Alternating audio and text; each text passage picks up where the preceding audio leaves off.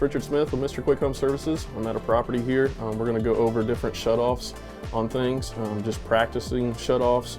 You definitely don't want to practice shutoffs on gas because otherwise you'll shut your fixture down. But these are your gas shutoffs, okay? So if you ever smell gas, you want to come in over here. They're just a quarter turn shutoff. So you turn it on and off. If you smell gas, turn it off. In line with the pipe is on.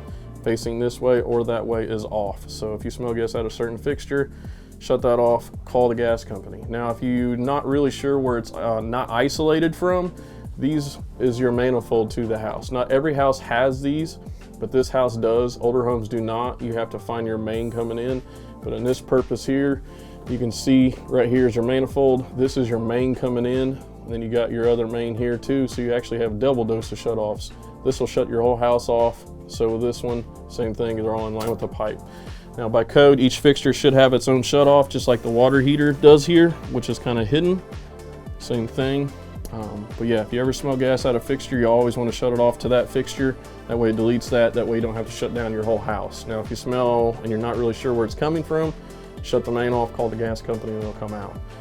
Another thing while we're here too, we talked about in our other videos in the past, the other one was a gate valve. This is a quarter turn water shutoff for the water heater. Same thing. Every fixture by Indiana Plumbing Code should have a shutoff to each fixture.